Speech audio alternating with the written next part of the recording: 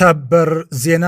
ሰላም አድማጮቻችን፣ ያልተጠበቁ ክስተቶች እየሆኑ ነው። ከፍተኛም እልቂት እየተፈጸመ ነው። ጦርነቱ እንደቀጠለ ነው። ዛሬ ስድስተኛ ቀኑን የያዘው ያልተጠበቁና አስፈሪ ክስተቶችን እያስተናገደ ያለው የመካከለኛው ምስራቅ ቀጠና ጦርነት ሰቅጣጭ እልቂቶችን እያስመዘገበ ቀጥሏል። ጦርነቱ ከመብረድ ይልቅ ይባስ ብሎ በአይነቱም በመጠኑም በእልቂትም እየፋመ እየቀጠለ ይገኛል። አሜሪካና እስራኤል ሌሎች ሀያል ግብረ በሎቻቸው ጋር በብዙ አቅጣጫ ከበው እናጠፋሻለን ብለው በሰማይም በምድርም በባህርም ሚሳኤል፣ ግዙፍ ቦምብ፣ ሞርታር ጭምር እያዘነቡባት፣ እርሷ ግን ወይ ፍንክች ብላ ብቻዋን ቁማ እየተፋለመች የምትገኘው ኢራን በምድራችን ላይ ታይቶም ተሰምቶም የማይታወቅ ማንንም የማያተርፍ ጅምላ ጨራሽ የኑክሌር መሳሪያ ሚሳኤሌን ለመተኮስ ጫፍ ደርሻለሁ አቀባብያለሁ ስትል አረጋግጣለች። ውድ መሪዋን አያቶላህ አሊ ኻሜኒን በርካታ ቁልፍ መሪዎቿ ጋር በአሜሪካና እስራኤል የጥምር ጥቃት ያጣችው የመካከለኛው ምስራቅ አረብ ሀገራት ቁንጮዋ ኢራን በጠፋች ሲሏት የምትደምቅ የማትቆረጠም የብረት ቆሎ ሆናባቸዋለች። ዝርዝር አለን።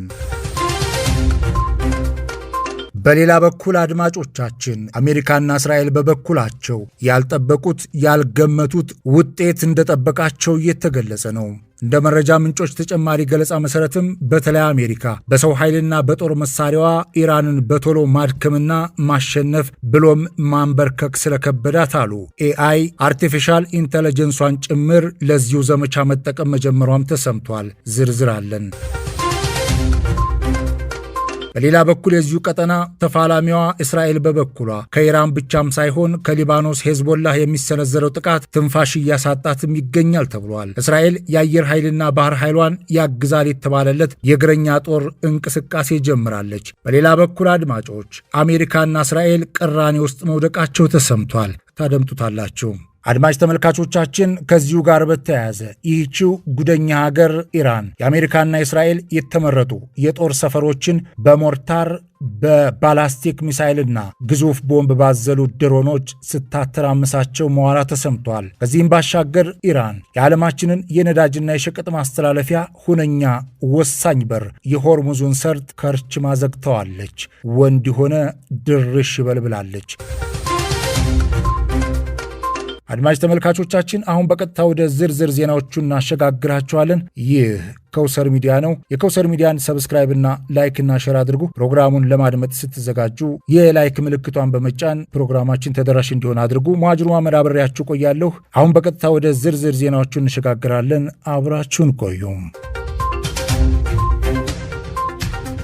በዛሬው ዕለት ሐሙስ ስድስተኛ ቀኑን የያዘውና ገና ከጅማሬው እጅግ አስፈሪ የሆነ የመካከለኛ ምስራቅ ቀጠና የአሜሪካና እስራኤል ኢራን ከፍተኛ ጦርነት ዛሬም እንደቀጠለ መሆኑም ተሰምቷል። በቀጠና የበላይነት ለማረጋገጥ የግል ጥቅምን ለማስከበር ላይ የነበረው ይኸው ጦርነት አድማሱን እያሰፋ ሌሎች በርካታ አጋዥ ሀገራትንም በቀጥታና በተዘዋዋሪ እያሳተፈ በመቀጠሉም በይዘቱም እጅግ አስፈሪ ሆኖ እየሰፋ መሆኑ ነው የተነገረው። ትላንትና ሮብ ማርች 4 በኢትዮጵያ ቀን አቆጣጠር የካቲት 25 ቀን በዚሁ ቀጠና በርካታ አስከፊና ከባድ ጦርነቶች ሲካሄዱ ውለዋል። በዚህም ብቻዋን ሆና በርካቶችን የገጠመችው ኢራን በትላንትናው ዕለት ሮብ የእስራኤልና አሜሪካ የተመረጡ ኢላማዎችን በድሮንና በባላስቲክ ሚሳይል ስትደበድብ መዋሏን የተነገረው። ያለፈው ቅዳሜ ወሳኝ መሪዎቿንና ቁልፍ ባለስልጣኖቿን ያጣችው ኢራን የጀመረችው የበቀል እርምጃ ዛሬም ተጠናክሮ ቀጥሏል።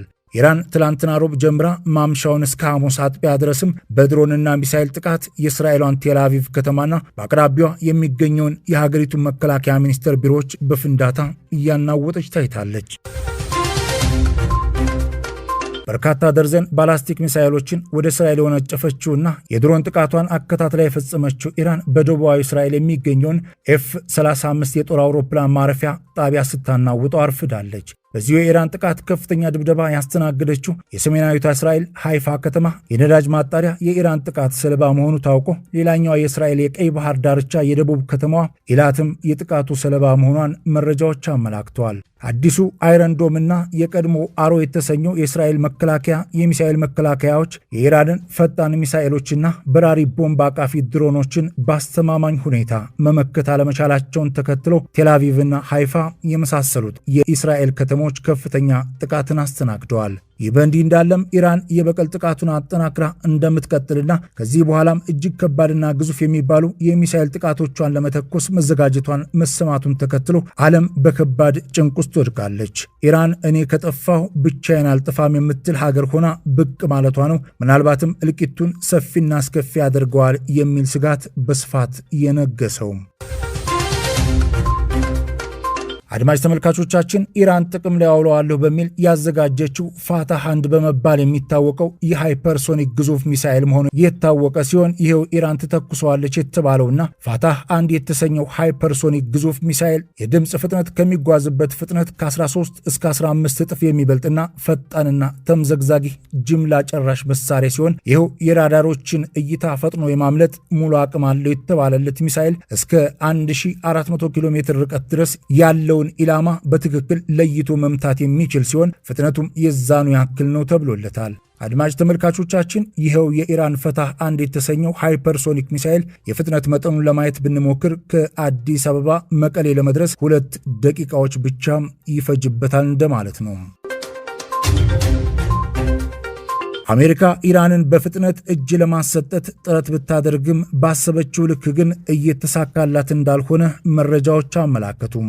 በትላንትናው ዕለት ሮብ በአሜሪካ ተቋማት ላይ ጥቃት የሰነዘረችው ኢራን በምዕራብ ኢራቅ የሚገኘውን የአሜሪካ ወታደራዊ ሰፈር በከባድ ሁኔታ በሮኬቶች ስትመታውም ታይቷል።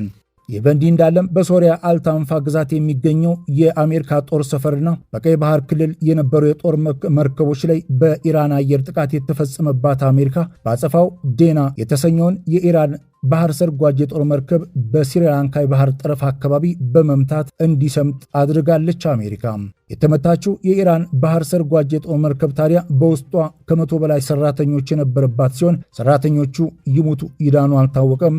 ዘገባዎች እንዳመላከቱት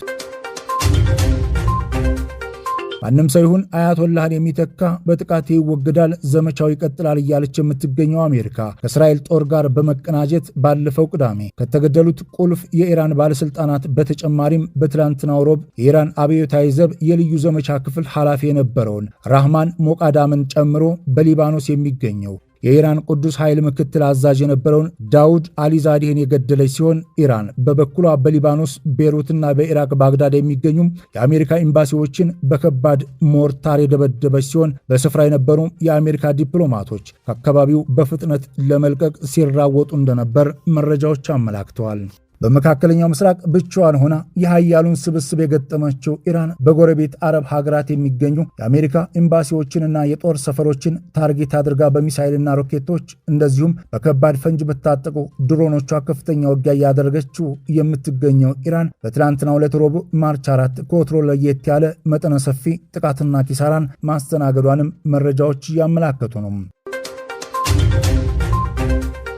አሜሪካና እስራኤል ጥምር ጦር ጥቃቶችን እያስተናገደች ያለችው ኢራን በፈረንጆቹ ከ1985 ወዲህ በመካከለኛው ምስራቅ የታየ የተባለለትን የአየር ላይ የአውሮፕላኖች የቀጥታ ውጊያና ፍትጊያ ገጥማ በሽንፈትም አጠናቃለች። ኢራን በምህጻረ ቃሉ YAK 130 ተዋጊ የጦር አውሮፕላን ይዛ የእስራኤሉን F-35 ተዋጊ አውሮፕላን አየር ላይ ሰማይ ላይ ገጥማ ነው ተመቶም የወደቀባትና ኪሳራም እየደረሰባት። አድማጮቻችን ይሄው ኢራን የተመታባትና በምህጻረ ቃሉ YAK 130 ተብሎ የሚታወቀው የጦር አውሮፕላን ሙሉ መጠሪያው ያኮቭ ሌቪያክ የሚባል ሲሆን ሩሲያ ሰራሽ የጦር በራሪም ነው። ይሄው በሰዓት 1060 ኪሎ ሜትር የሚፈተለከውና 3000 ኪሎ ግራም ቦምብ የመሸከም አቅም ያለው ተዋጊ አውሮፕላኗ በአሜሪካ ሰራሹ F-35 ተዋጊ የእስራኤል በራሪ ተመቶ ነው የወደቀባት። በትላንትናው ዕለት ማርች 4 ለተሮቦ በመቶዎች የሚቆጠሩ ባላስቲክ ሚሳኤሎችን በራሪ ድሮኖችንና ሮኬቶችን በመተኮስ እስራኤልና አሜሪካ ወታደራዊ ቤዞቹን ያጠቃችው ኢራን በተለይም በሽራዝና በታብሪዝ እንዲሁም ደግሞ በቆሞ ከተማዎች የእስራኤል ጥቃት ሰለባ ሆናለች። በዚሁ ጥቃት በመቶዎች የሚቆጠሩ ቦምቦችን ያዘነበችው እስራኤል በበኩሏ የቴህራኑን ማህራባድ አየር ማረፊያን ቀጥቅጣለች። ኦድሬ የተሰኘ መጠሪያ በሰጠችው እጅግ ፈጣኑ F-35 ተዋጊ ጀቷ የኢራንን አየር መከላከያ ጭምር በመጣስና ወደ ኢራን ግዛት ጠልቃ በመግባት የተመረጡ ኢላማዎችን ያጠቃችው እስራኤል ወደ ሶሪያን በመዝለቅ የኢራንን ደጋፊ ያለቻቸው የታጣቂ ይዞታዎችን ደብድባለች። አድማጭ ተመልካቾቻችን ኦዲር ማለት በዕብራይስጥ ቋንቋ ኃይል ማለት ነው። የእስራኤል F-35 ፈጣኑ ተዋጊ ጀት የተሰጠው ስያሜ ነው። የእስራኤሉ ጠቅላይ ሚኒስትር ቤንያሚን ኔታንያሁ አሜሪካኖችን ከሰሱ። ኔታንያሁ በከባድ ስጋትና ብስጭት ውስጥ ሆነው ዋይት ሃውስን በአስቸኳይ ማብራሪያ መጠየቃቸው የተሰማ ሲሆን ለዚህ ምክንያታቸው አሜሪካ በእስራኤል ላይ ክህደት ለመፈጸም እያሴረች ነው የሚል መሆኑም ተሰምቷል። አልጀዚራ በዘገባው እንዳስነበበው አሜሪካ እኛን ሳታማክር ኢራን ጋር በጓሮ በር መደራደር ትፈልጋለች፣ ለዚህም የሚረዳ ድብቅ እንቅስቃሴ እያደረገች መሆኑን እስራኤል ደርሳበታለች የሚል ሲሆን ለዚህም የአሜሪካ ክህደት አስቸኳይ ማብራሪያ ከዋይት ሃውስ መጠየቃቸው ነው ተጨምሮ የተዘገበው። ወትሮም ቢሆን ብቻዋን ኢራንን ገጥማ ማሸነፍ የማትችለው እስራኤል ከዘመቻ ዕቅድና ድጋፍ ጨምሮ እንቅስቃሴዎቿ በሙሉ ከአሜሪካ በኩል የሚላኩላት መሆኑን በርካታ መረጃዎች ያመላክታሉ። በመጨረሻም በኢራን የጎንዮሽ ጥቃት የደረሰባቸው ሳውዲት አረቢያና የተባበሩት ኤሚሬቶች ምናልባትም ተጨማሪ ጥቃት ከተፈጸመ በሚል ስጋት የድንበር አካባቢ የጸጥታ ሁኔታዎችን ዘመናዊ ቴክኖሎጂ ጭምር በመጠቀም ታጥቀው እየጠበቁ መሆኑ ተነገረም። የሳውዲ አረቢያ መከላከያ ሚኒስቴርና የተባበሩት አረብ ኤሚሬትስ መከላከያ ሚኒስቴር ቢሮዎችን ጠቅሰው ዘገባዎች እንዳመላከቱት በተለይም ደግሞ ሳውዲ አረቢያ ከሪያዱ ከባድና ተደጋጋሚ ጥቃት በኋላም የሚፈጸሙ የሚሳኤልና ድሮን ጥቃቶችን ለመከላከል በተለይም ደግሞ በነዳጅ ማውጫና መጫኛ ማከማቻ አካባቢዎች ላይ ዘመናዊ ቴክኖሎጂዎችን ያካተቱ የመከላከያ ስርዓቶችን ተግባራዊ እያደረገችም ትገኛለች ተብሏል። የአየር በረራዎችን ሰርዛ ቆይታ ትላንት ረቡዕ ጀምሮ በረራዎችን ክፍት ያደረገችው የተባበሩት ኤሚሬት በበኩሏ ከሳውዲ አረቢያ ተመሳሳይ የዘመኑ የመከላከያ ስርዓትና ሲስተሞችን ተግባራዊ እያደረገች መሆኗም ተዘግቧል። አድማጭ ተመልካቾቻችን የዕለተ ሐሙስ ማለዳ የዕለቱ መረጃዎቻችን እነዚህ ነበሩ። የከውሰር ሚዲያን ላይክ እና ሼር ሰብስክራይብ አድርጉ። በያላችሁበት የዓለም ጥግ ሰላም